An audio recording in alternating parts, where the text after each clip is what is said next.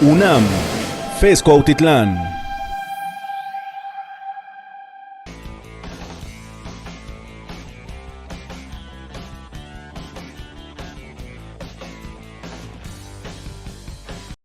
La primera actividad va a ser una conferencia magistral impartida por el doctor Jaime González Sierra, cuyo título es Coordinación de Sistemas Multiagente, Inicios y Perspectivas. Bueno, un poco del trabajo del doctor. El doctor Jaime González Sierra es ingeniero mecatrónico por parte de la Universidad Politécnica de Pachuca, que obtuvo el grado de maestro y doctor en ciencias en ingeniería eléctrica por parte del Centro de Investigaciones y de Estudios Avanzados del IPN en 2010 y 2016, respectivamente.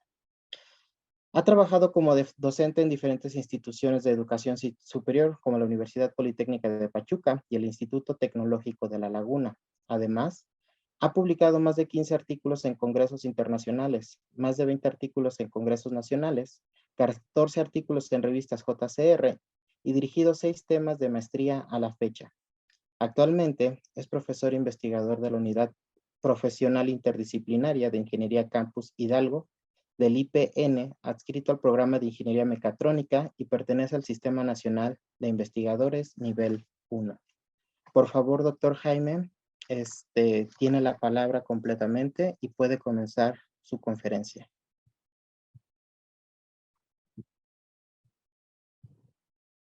Hola, muy buenos días. ¿Sí me escuchan?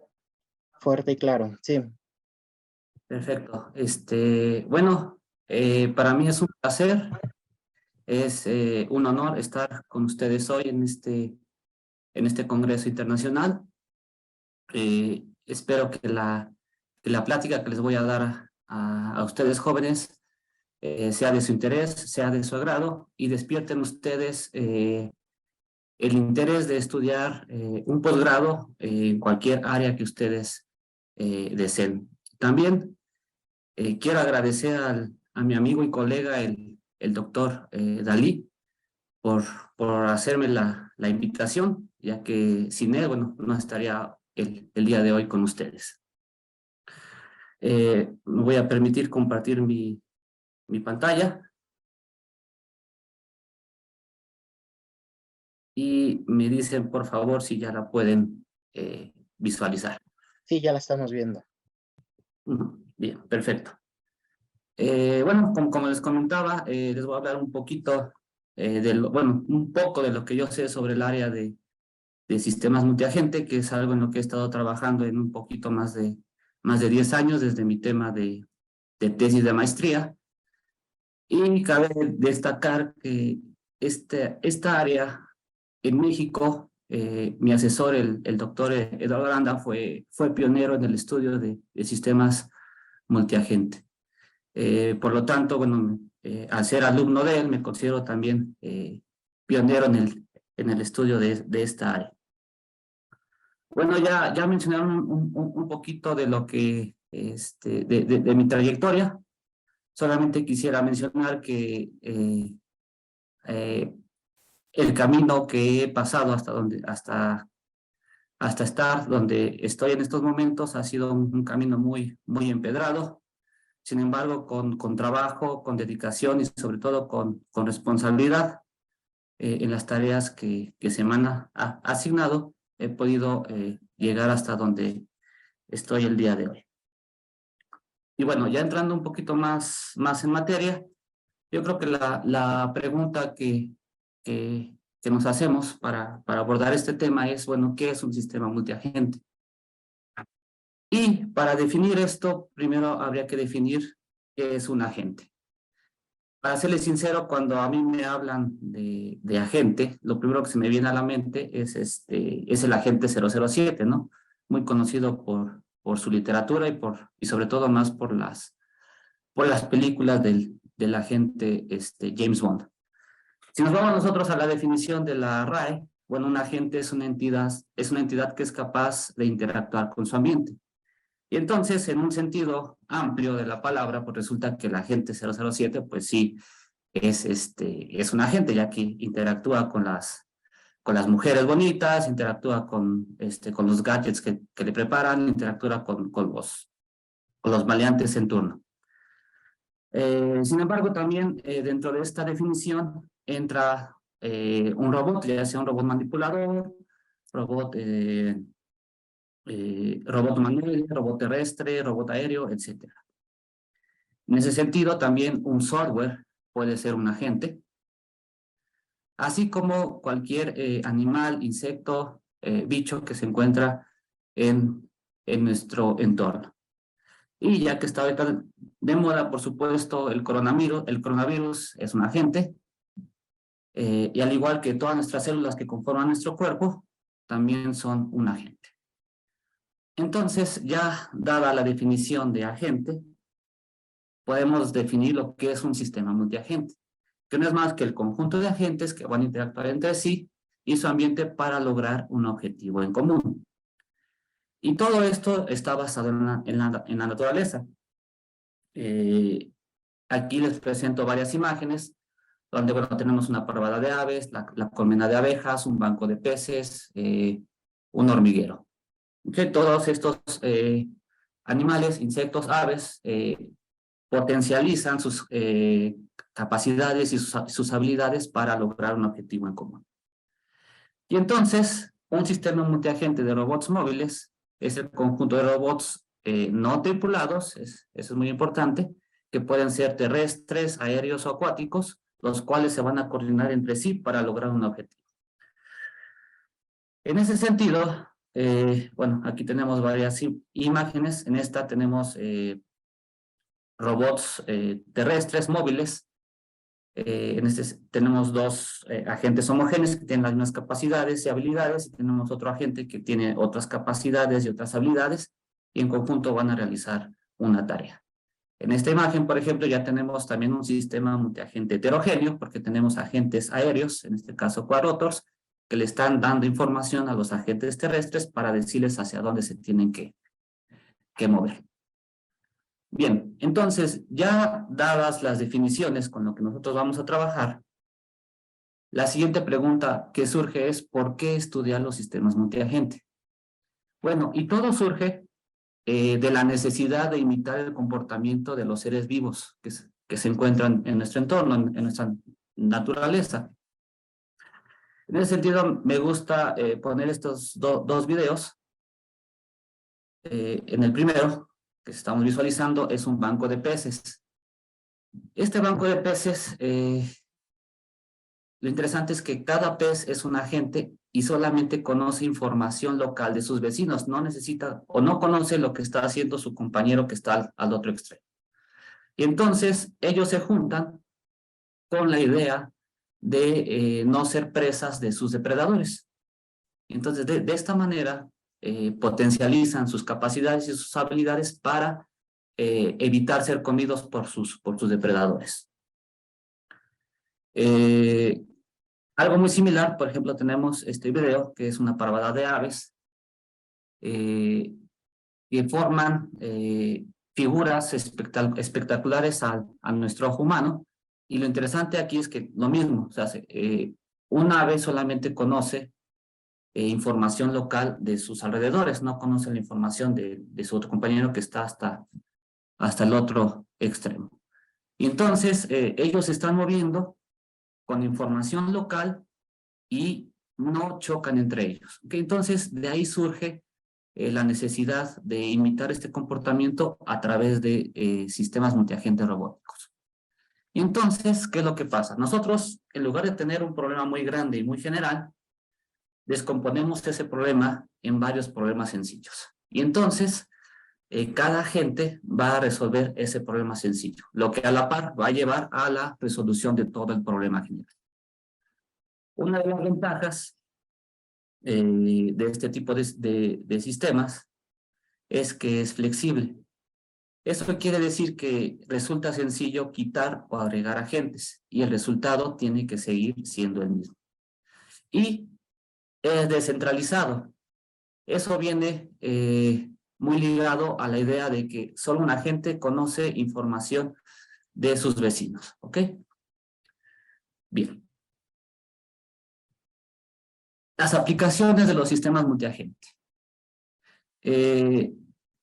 La mayoría de las aplicaciones se encuentra en el transporte de materiales. que es esta imagen que tenemos aquí. Actualmente Amazon, su transporte de materiales y la logística de llevar el material del almacén hacia una bandeja de salida para ya ser transportado, maneja robots móviles terrestres, que son los robots que se encuentran aquí en la figura. Entonces, cada uno de estos robots tiene una ruta especificada, tiene algoritmos de evasión de colisiones, tiene algoritmos de reconocimiento visual para poder detectar el material que tiene que ser llevado al almacén de salida.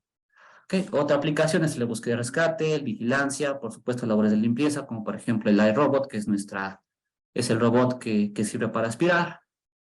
Exploración de lugares peligrosos, entretenimiento, como por ejemplo la imagen que presentamos aquí, que utilizaron drones para la inauguración de unos Juegos Olímpicos. Y, por ejemplo, también en la película de Spider-Man Far From Home, que utilizaron estos drones para reproducir imágenes de realidad virtual, ¿no? Entonces, todo eso son algunas de las aplicaciones que tienen los sistemas multiagente. Bien, ¿cuáles son los problemas a resolver cuando tratamos cuando trabajamos con sistemas multiagente? El primero de ellos es el problema de consenso. Y para ejemplificar este problema de consenso, pues les voy a platicar un problema muy sencillo. Okay, supongamos que tenemos una ciudad, vista desde arriba, la podemos, permítanme, descartar. Ahí está. Tenemos un plano cartesiano, perdón por mi dibujo, y resulta que va a haber una fiesta aquí en este punto. Voy a poner F, en este punto de la ciudad. Y 4 amigos quieren ir a esa fiesta. Sin embargo, estos 4 amigos viven en diferentes zonas de la ciudad.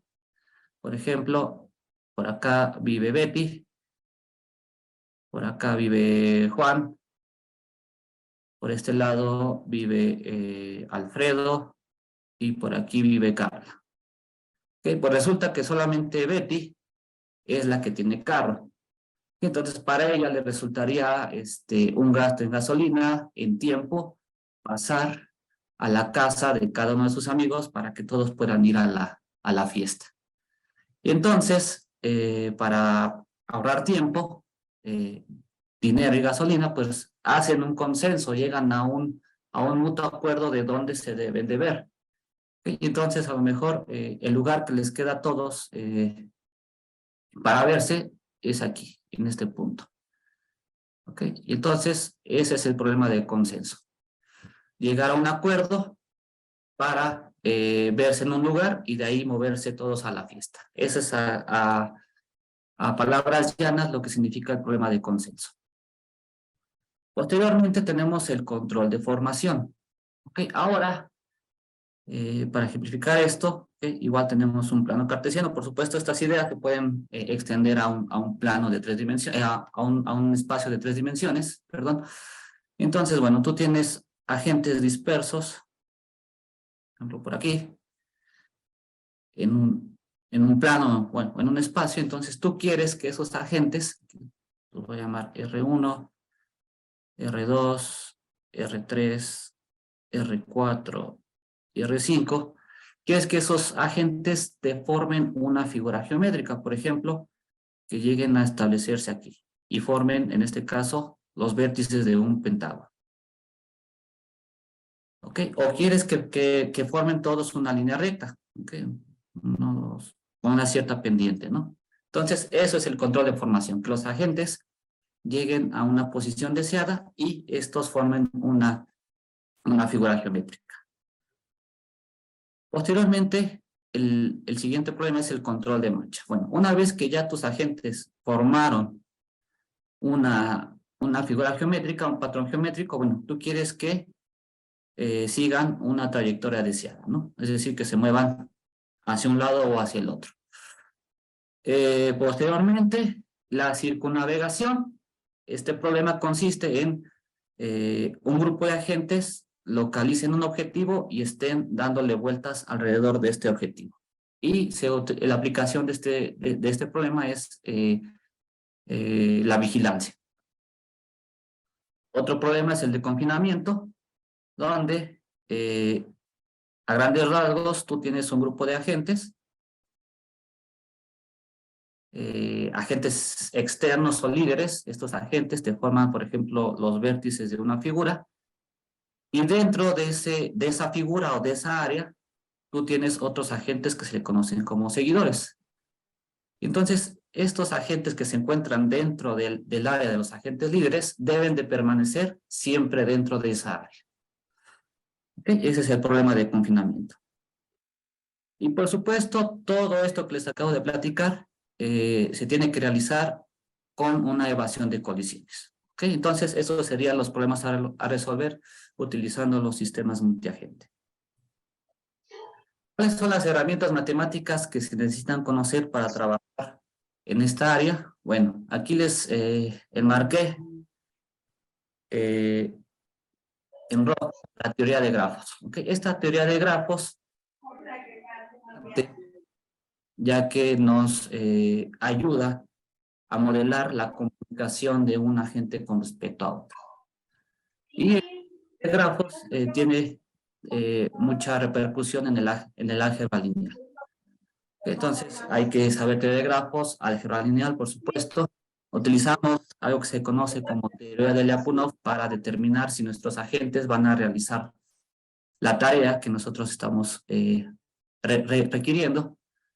Tenemos algo que se conoce como la ley fundamental del consenso, que esta ley fundamental del consenso, de ahí sale el control de formación, el control de marcha.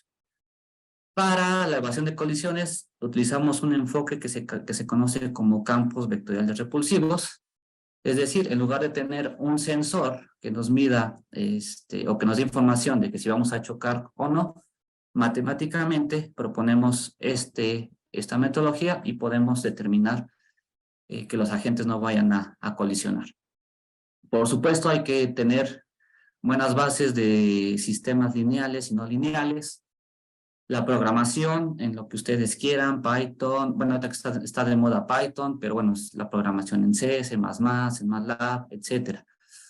Circuitos eléctricos, por supuesto, para la electrónica de potencia para control de los motores y también los protocolos de comunicación.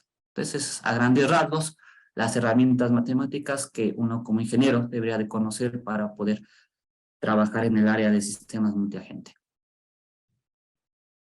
Bien, un poquito de teoría de cómo se comunican los agentes utilizando la teoría de grafos. Entonces, básicamente, una gráfica de comunicación se compone de nodos, que son estos de aquí, que representan a nuestros agentes, a nuestros robots.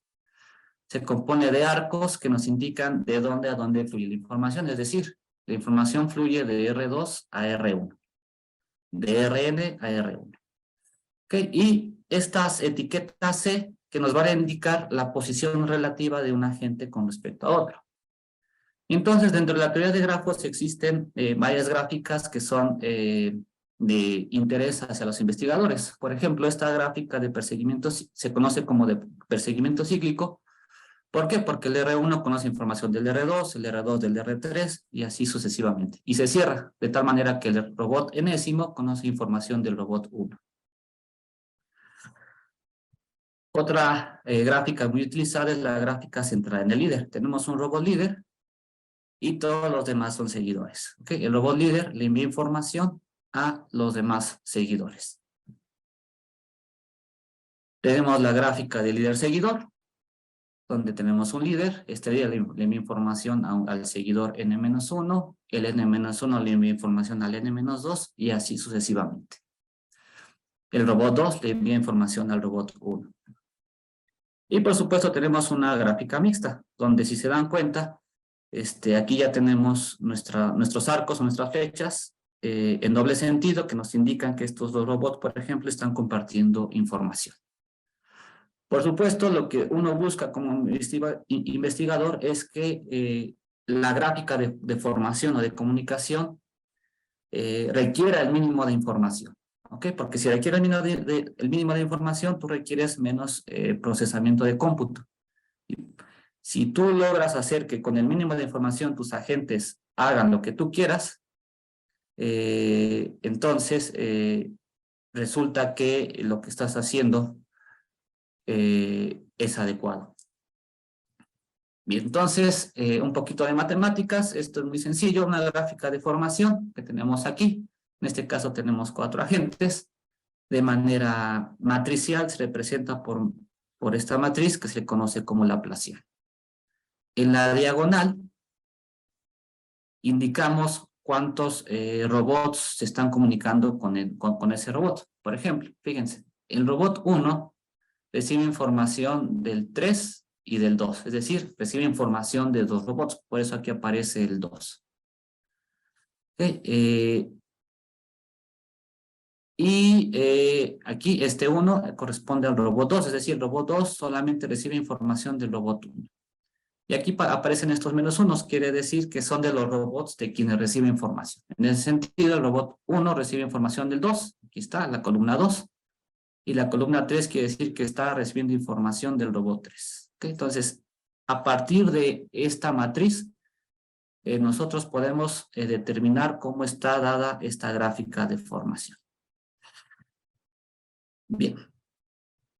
Entonces, entrando un poquito de lleno a los modelos con los que he trabajado, tenemos un robot diferencial, como el que se muestra en la figura. Este robot consiste en 2 ruedas. Cada una de estas ruedas tiene un motor acoplado. Por lo tanto, cuando los motores giran a la misma velocidad, tenemos que el robot se mueve hacia adelante. Por supuesto, si la velocidad es positiva, se mueve hacia adelante. Si la velocidad es negativa, se mueve hacia atrás. Si una de estas 2 velocidades es mayor que la otra, entonces el robot empezará a dar empezará a girar con un cierto radio. Si las velocidades son iguales, pero en sentido opuesto, el robot empezará a girar sobre su propio eje. Matemáticamente, entonces, este carrito que tenemos aquí se expresa por medio de estas ecuaciones diferenciales. Es un modelo cinemático, que quiere decir que solamente nos interesan las velocidades de este tipo de robots. Entonces, esta de aquí nos dice cómo va a variar la velocidad en el eje X, cómo va a variar la velocidad en el eje Y cómo va a variar su velocidad angular. ¿Okay? Y nuestras entradas de control son la velocidad lineal de nuestro robot y la velocidad angular. ¿Okay? A simple vista es un sistema muy sencillo. Sin embargo, es un sistema que se conoce como un sistema subactuado. ¿Por qué? Porque nosotros quisiéramos controlar nuestras 3 variables de estado, X, Y y teta, pero solamente tenemos 2 entradas de control. Existen diversas técnicas para controlar este tipo de robot. Una de ellas es, en lugar de controlar estas variables de estado, nosotros, que corresponde a este punto, el punto medio del eje de las ruedas, vamos a controlar el punto alfa. Entonces, por trigonometría, podemos obtener cuáles son las coordenadas P y Q. Y entonces derivamos y encontramos un modelo cinemático donde ahora nosotros controlamos ese punto alfa. La justificación de controlar este punto alfa es que podemos tener aquí montado sobre nuestro carrito un robot manipulador, el cual va a estar agarrando algunas cosas. Ese es un enfoque. El otro enfoque es, a partir de este modelo, hacer algo que se conoce como extensión dinámica, obtener un modelo de segundo orden y controlar directamente el punto frontal. En ambos casos existe una relación entre la velocidad lineal y la velocidad angular del robot, es decir, del cuerpo, y las velocidades angulares de la rueda derecha y de la rueda izquierda. Bien, entonces este experimento fue el primero allá que realizamos en el CIMVESTAB. Este experimento ya tiene fue en el 2009, parte de mis resultados de tesis de maestría. Tenemos 3 robots diferenciales, eran unos robots Yujin, eran robots comerciales. Están siguiendo una parábola. Este de aquí es el robot líder, este es el seguidor 1 y este es el seguidor 2. Entonces, todo lo que está haciendo este robot es el único que conoce la trayectoria, ¿no? Entonces, lo que hace este robot se lo transmite a este de aquí y lo que hace este robot se lo transmite a este de aquí. ¿Okay? Arriba tenemos una cámara webcam, la cual nos está procesando todos los datos. Y si se dan cuenta, cada uno de estos robots tiene una elipse de diferente tamaño. Esto es para diferenciar o para que nuestro programa de visión diferenciara cuál era el robot 3, el robot 2 y el robot 1. Y además calculábamos el centroide de esa figura que correspondía con el punto medio del eje de las ruedas. Okay, entonces, los 3 robots se formaron de tal manera que siempre tenemos una línea horizontal. Posteriormente nos llegaron nuevos robots. Estos robots eran un poquito más grandes. Son igual robots comerciales, AmigoBot. Y en lugar de tener una cámara, se compró una cámara industrial. ¿Okay? Por lo tanto, también ya tenemos un área mayor por la cual poder trabajar. ¿Okay? Entonces, aquí, en esta parte, los robots forman los vértices de un triángulo. ¿Okay? Y este de aquí es el robot líder, seguidor 1 y seguidor 2. Entonces, fíjense, como este robot tuvo ahí un pequeño desfasamiento, este robot seguidor 2 recibe información de este, entonces se hizo una curva más pronunciada. Okay, entonces están siguiendo ahora una lemniscata, que es el símbolo de infinito, y en todo momento se está formando un triángulo, o los vértices de un triángulo. Ok. Por supuesto, detrás de todo esto hay mucha matemática, hay leyes de control, está el programa de visión artificial, está la, ¿cómo se llama? La interfaz gráfica de usuario. Ok. Y luego dijimos, bueno, ya vimos que los agentes pueden formar, o emulan el comportamiento de cuerpos rígidos. En este caso, en los casos anteriores, solamente emulan el comportamiento de la traslación. Entonces, dijimos, bueno, ¿qué pasa si ahora queremos que la figura que están formando nuestros agentes, en lugar de que solamente se traslade, también esa figura esté rotando conforme los agentes se van moviendo sobre una trayectoria? Y entonces, fácilmente, matemáticamente, es un vector de formación que varía con respecto al ángulo de orientación del agente líder. ¿Okay? Y entonces, se compraron, para esos experimentos, se compraron unas cámaras infrarrojas de la empresa Natural Point, OptiTrack 13, teníamos, si bien recuerdo, 10 cámaras. Y entonces ya no teníamos, para identificar a los robots, nosotros ya no teníamos elipses, sino ya se colocaban, no se alcanzan a apreciar aquí, pero ya cada uno de estos robots tiene marcadores infrarrojos, los cuales son detectados por nuestras cámaras. Y estos marcadores infrarrojos forman una figura geométrica, de tal manera que el centroide coincidía con el punto al cual nosotros queremos controlar. Y entonces, si se dan cuenta, este de aquí es nuestro robot líder, seguidor 1 y seguidor 2. Estos puntos que tenemos aquí son los vértices de nuestro triángulo. Y entonces, a diferencia de los experimentos que les presenté anteriormente, aquí ahora el triángulo que estamos formando, en lugar, aparte de trasladarse, está rotando. ¿Okay?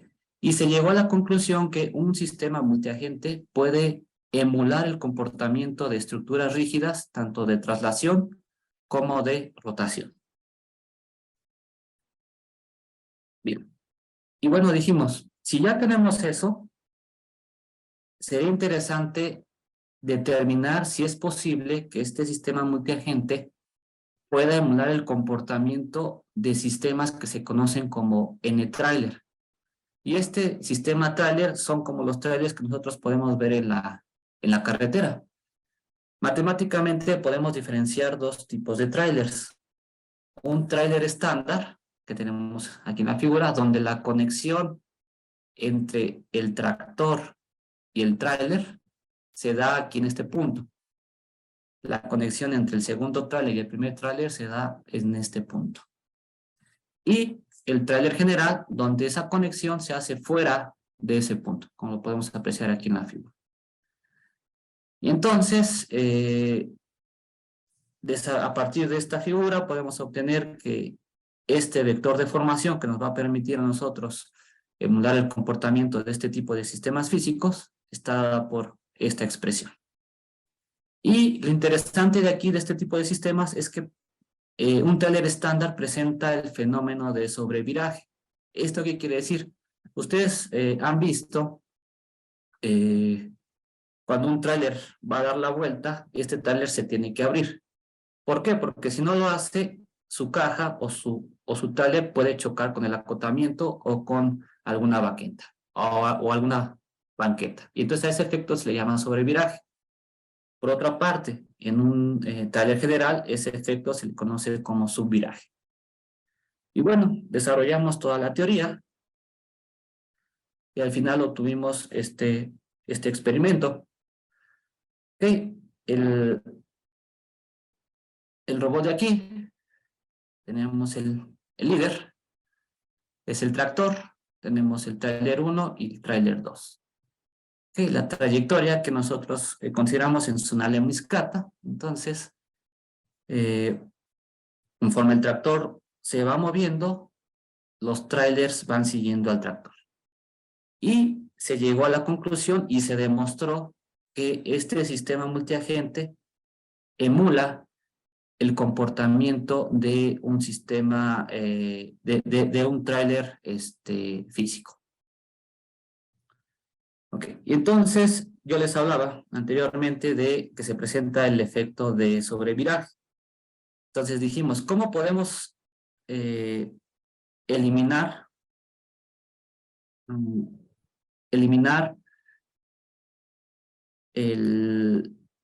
ese efecto de sobreviraje? Bueno, entonces hicimos el diagrama y propusimos que este punto le llamamos pivote deslizante. Este pivote deslizante se va a mover a lo largo de esta línea. Y con eso nos iba a permitir a nosotros reducir o eliminar los efectos de sobreviraje o de subviraje, dependiendo del tráiler con el que estemos trabajando. En ese sentido, bueno, realizamos toda la parte teórica y obtuvimos el siguiente resultado. Ok, igual, tenemos el tractor, que es un agente líder, el tráiler 1, que es el seguidor 1, y el tráiler 2, que es el seguidor 2. Si se dan cuenta, a diferencia del experimento anterior, esos efectos de sobreviraje se redujeron significativamente. Y entonces, con este trabajo pudimos determinar que al proponer este pivote deslizante, esos efectos de sobreviraje o subviraje se pueden reducir.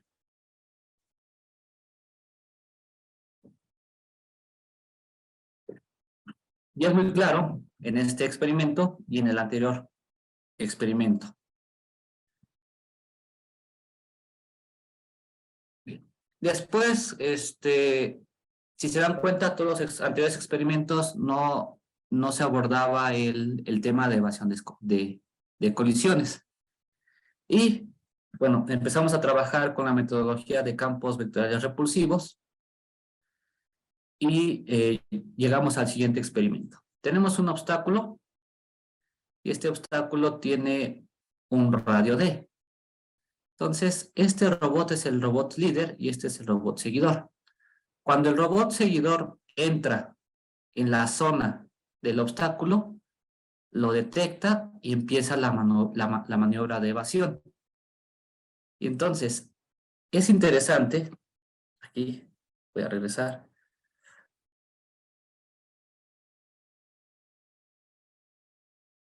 Aquí, en este punto, este robot ya entró a la zona de censado del obstáculo. Quiere decir, matemáticamente, el robot sabe que hay un obstáculo, por lo tanto tiene que hacer la maniobra de evasión. Sin embargo, el seguidor todavía no entra a la zona de donde está el obstáculo. Sin embargo, como el seguidor hace lo que está haciendo el líder, es por eso que el seguidor va a presentar también esa maniobra de evasión, que es lo que podemos apreciar ahí. ¿Okay? Entonces se hace la correcta evasión de colisiones con ese obstáculo y una vez realizada, los agentes continúan con el control de formación, que en este caso es una línea horizontal, y con el control de marcha, que en este caso fue una elipse. Ok, esa fue la colisión con obstáculos presentes en su área de trabajo. Y aquí tenemos la colisión ya entre un grupo más grande de agentes, que en ese entonces contábamos con 4 robots. Entonces, los robots tienen que intercambiar posiciones y los pusimos de esa manera, de tal manera que hubiera interacción entre cada uno de ellos. Los pusimos en esa posición de tal manera que pudieran, las trayectorias de los robots pudieran chocar para que pudieran chocar entre ellos mismos. Entonces, esta metodología de campos vectoriales repulsivos nos dio muy buenos resultados al tratar de evadir las colisiones. Okay. Todos esos resultados fueron con un robot diferencial. También hemos trabajado con un modelo de robot omnidireccional. En ese sentido, este robot tiene 3 entradas de control, que es una velocidad en X, una velocidad en Y y una velocidad angular.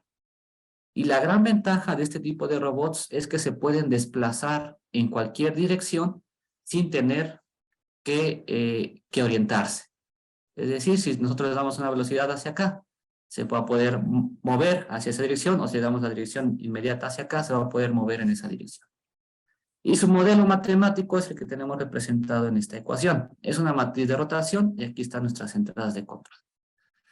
Para los modelos, para los robots unidireccionales, los podemos encontrar tanto de 4 ruedas como de 3 ruedas. En este sentido, con 4 ruedas tenemos esta siguiente transformación que nos lleva de velocidades del cuerpo a las velocidades angulares de cada una de las ruedas. Bien, y entonces ya el primer trabajo de tesis de maestría que pude dirigir dijimos, bueno, tenemos 2 agentes y en lugar de controlar la posición, queremos controlar que el agente seguidor se mantenga a una distancia y a un ángulo. Y entonces matemáticamente sería esto. Y entonces se propusieron 4 esquemas, donde los 2 robots, el robot líder era omnidireccional y el seguidor también era omnidireccional. El robot líder era diferencial y el seguidor una omnidireccional. Los 2 fueran diferenciales y el robot líder fuera omnidireccional y el robot seguidor fuera diferencial. Y entonces aquí ya estos robots fueron ya diseñados y construidos por alumnos de maestría. Okay. El robot líder es un omnidireccional, el robot seguidor es un diferencial, y entonces este robot diferencial se mantiene a una distancia y a un ángulo de formación con respecto al robot líder. Okay. Entonces, esa fue la tesis de maestría de mi primer alumno. Aquí presentamos el otro donde el robot líder es diferencial y el robot seguidor es unidireccional. ¿Okay? De igual manera, este robot se mantiene a una distancia y a un ángulo con respecto al robot líder. Y bueno, dijimos, se construyeron, o bueno, los alumnos de maestría construyeron todos estos robots. Y tenemos ahí toda una mezcolanza de robots diferenciales y unidireccionales. Okay, y bueno, acá les presento la gráfica y la nomenclatura. Okay, si se dan cuenta, estos 4 de aquí son diferenciales. Sin embargo, matemáticamente, si le cancelamos la velocidad en el eje Y, estos robots diferenciales, estos robots omnidireccionales se pueden comportar como robots diferenciales. Okay. Otra tesis de maestría. Aquí ya cambiamos de área de trabajo. Igual estos robots se construyeron. Este es el problema de circunnavegación. Este robot que tenemos aquí es el objetivo al cual debemos de seguir nosotros. ¿Ok? Puede ser un ente extraño, y entonces tenemos un robot que lo detecta, que es extraño, y empieza a circunnavegar, a dar giros alrededor de este robot, impidiéndole que se mueva. ¿Ok? O que no se mueva en cierta dirección. ¿Ok? Entonces, esta fue otra tesis de maestría. El robot trata de escapar, pero bueno, siempre lo logra detectar y empieza a girar sobre él.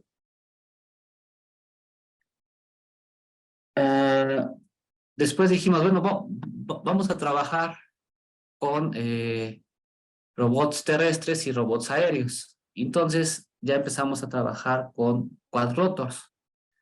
El trabajar con quadrotors resulta un poquito ya más complicado, porque si se dan cuenta, bueno, todo esto de aquí es un modelo dinámico. Y tenemos 3 coordenadas para su posición cartesiana y 3 coordenadas para su posición angular. Y entonces, siguiendo la misma estructura, bueno, queremos obtener un modelo que nos relacione o que podamos controlar la distancia y el ángulo de formación de un cuadrotor con respecto de un robot móvil. Haciendo toda la teoría, bueno, obtenemos un modelo muy, muy complicado.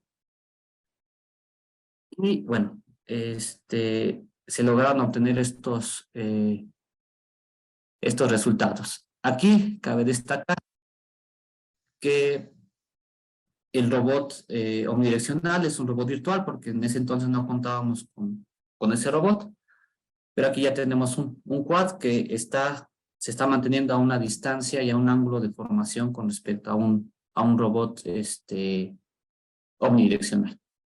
Y está siguiendo una línea recta. Aquí están las gráficas que nos da una noción más clara. En azul tenemos el líder, que es el robot omnidireccional, y en rojo tenemos la trayectoria de nuestro quadrotor. Okay. No fueron los resultados, los mejores resultados. Ahí nos dimos cuenta que con la plataforma del quadrotor tenía demasiados filtros por parte de la empresa a la cual le adquirimos ese quadrotor. Pero fueron resultados que son factibles. Y aquí, el quadrotor está siguiendo un círculo y se mantiene a una distancia,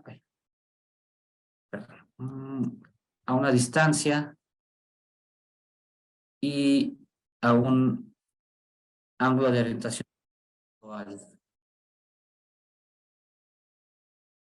con respecto a nuestro robot omnidireccional. Ok, por supuesto, controlar un quadrotor resulta más complicado. Hay que tener ciertas precauciones, porque una señal de control mal calculada puede hacer que el quadrotor se mueva instantáneamente hacia una dirección o hacia otra.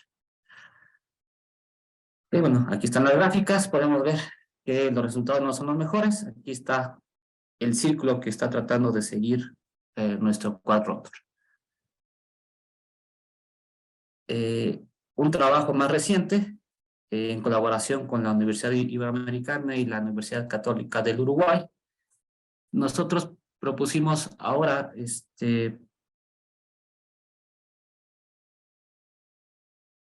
perdón, este no es el de acá. Ahí está. Tenemos un robot seguidor, un robot líder y un robot seguidor. Pero ahora estamos considerando que estos robots cuentan con unas antenitas de Bluetooth. Y entonces, el robot seguidor se va a formar dependiendo de la potencia que haya entre las antenitas.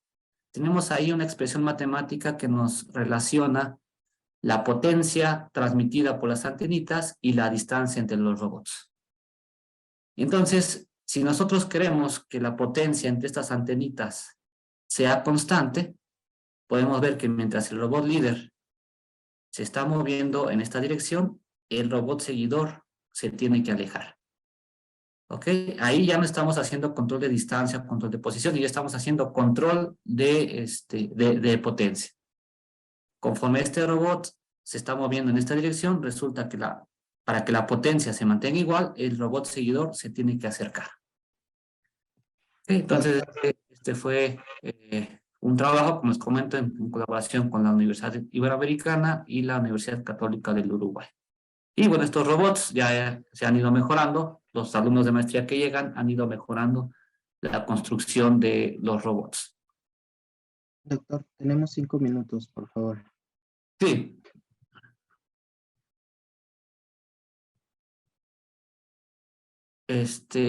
Lo último que hemos trabajado en colaboración con la Universidad del Papaloapan y la Universidad Iberoamericana es el control de confinamiento. Y ahí tenemos 3 agentes líderes, tenemos 2 seguidores. El agente líder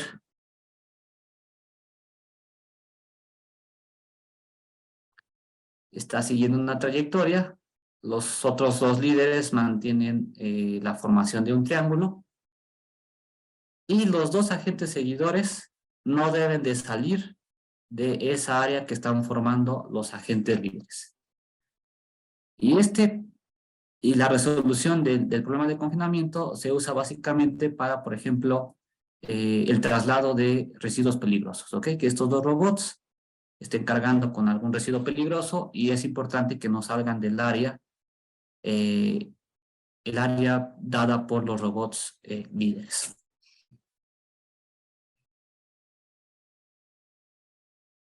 Y bueno, en lo que estamos trabajando, vamos a hacer, o estamos realizando ahí toda la matemática para obtener el consenso entre agentes de distancia y ángulo. Es decir, nosotros tenemos 2 robots en un laboratorio, tenemos otros robots en otro laboratorio, en otra parte del mundo. Entonces queremos que entre esos robots lleguen a un consenso de distancia y ángulo. Estamos analizando la colisión en un sistema multiagente heterogéneo, es decir, con robots con diferentes capacidades y habilidades. Estamos trabajando en un modelo dinámico de un quadrotor y un robot terrestre, basado en distancia y ángulo, pero ya con modelo dinámico, que eso ya es un poquito más complicado. Y estamos trabajando en un modelo considerando el patinado de nuestras llantas. Entonces, hay trabajo por hacer. Con la tecnología esto ha ido incrementando. Y bueno, por mi parte eso sería todo. Les dejo la página de la Unidad Politécnica Campus Hidalgo y mi correo personal, si alguien está interesado en trabajar, en hacer alguna colaboración de allá de su institución con la Unidad Politécnica de acá. Ok, muchas gracias.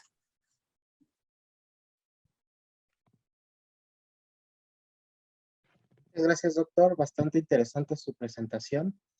Tenemos un par de preguntas. Tenemos, ¿cuál sería el siguiente paso o meta en torno a su investigación? Por ejemplo, alguna aplicación que se pretenda. Eso es lo que les contaba en la parte aquí la parte del confinamiento. Esto más que nada, la aplicación es esa, que los agentes seguidores que están dentro del área que forman los agentes líderes no se salgan. ¿Para qué? Si están Ok. transportando material peligroso, pues no puedan afectar a lo que esté alrededor de ellos, ¿no? Entonces, esa sería una aplicación en el problema del confinamiento. En el problema de la circunnavegación, la aplicación sería la vigilancia, ¿ok? Tienes un grupo de agentes, detectan algo extraño, entonces lo empiezan a seguir y lo empiezan a circunnavegar, ¿ok? Para rodearlo y aislarlo. ¿Ok? Otra aplicación, aquí por ejemplo el de la potencia, bueno, poder llevar el internet a zonas donde no esté buena la señal, entonces con varios nodos, cada robot sería un nodo, entonces la potencia entre cada uno de ellos te aseguraría una buena estabilidad del internet. Ok. A ver, tenemos otra. Consulta Sí, en base a lo que se ha desarrollado. ¿Se podrá considerar adaptarlo a robots más grandes como por ejemplo robots de servicio? ¿Será en por forma supuesto. similar en base a multiagentes? Sí, por supuesto. Toda la teoría que se desarrolla en esta área está utilizada para cualquier tipo de robot. Entonces, la teoría está ahí, y entonces ya ves cómo tú la utilizas para adaptarla a lo que tú tengas. Por supuesto que sí. Es decir, es escalable. Es escalable, por supuesto. Ok. Una siguiente pregunta. En cuanto a la evasión de obstáculos, se ve que choca un poco el robot con una barrera imaginaria. ¿Ese comportamiento podría hacerse más suave? Sí, por supuesto que sí. ¿Dónde estoy?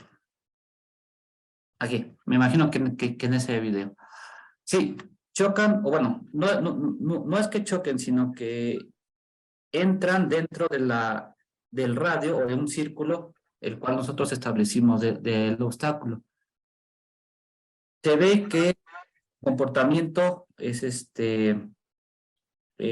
como un impulso. ¿A qué se debe esto?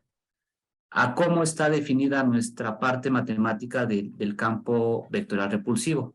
Es una matemática que se prende y se apaga. Entonces, de ahí viene el impulso. Por lo tanto, si nosotros modificamos esa parte del campo vectorial repulsivo, que en lugar de que se prende y se apaga, le ponemos ahí una función suave, el comportamiento de los robots va a ser más suave. Ok. ¿Por qué ocupar dos robots distintos, el omnidireccional y el diferencial? Eh, en la industria son los robots que más se utilizan, el diferencial y el omnidireccional. ¿Por qué? Eh, su construcción y su implementación es muy sencilla, ¿ok? En la literatura tú puedes encontrar el tipo Ackerman, que es como un carro, un Segway, me parece, o Segway, pero en la industria son los que más se utilizan este tipo de robots. Entonces, toda la teoría está enfocada en este tipo de robots. Esa es la razón por la cual nos enfocamos a estudiar este tipo de robots. Perfecto. Muchas gracias nuevamente, doctor. Su presentación estuvo muy interesante. Vamos a proseguir con ¿cómo se llama? Con la lectura de su constancia. Constancia, por favor.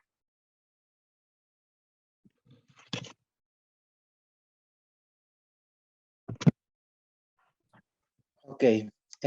Tenemos la constancia, Universidad Nacional Autónoma de México, Facultad de Estudios Superiores, Departamento de Ingeniería. Otorga la presente constancia a Dr. Jaime González Sierra, por su participación como ponente de la conferencia magistral, Coordinación de Sistemas Multiagentes, Inicios y Perspectivas. En el primer Congreso Internacional de Mecatrónica, Control e Inteligencia Artificial, CIMSIA, realizado del 9 al 11 de noviembre de 2020. Por mi raza hablará el espíritu, Cuautitlán Izcalli, Estado de México, noviembre de 2022. Firma, Doctor David Quintanar Guerrero, director de nuestra facultad. Muchas gracias nuevamente, doctor. No, muchas gracias por la invitación. Espero que les haya gustado a los estudiantes y que, como les comentaba en un principio, les sea interesante estudiar un posgrado en esta área. Claro.